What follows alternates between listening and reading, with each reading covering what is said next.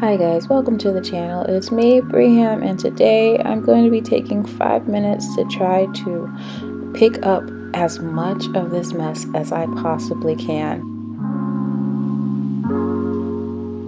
The objective of this exercise is not to make my home perfect. It's not to make the space completely neat and clean. It's just to make it better.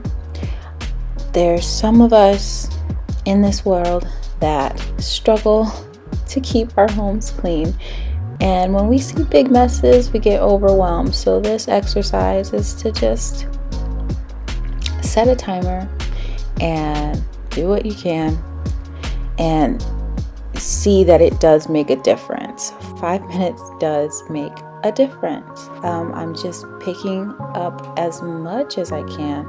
I'm moving as fast as I can. And I have a little bit of help.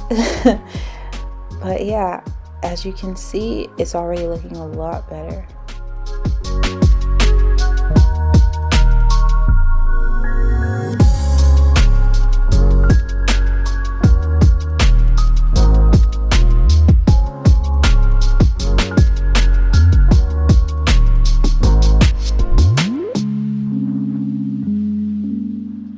So at this point my timer did go off.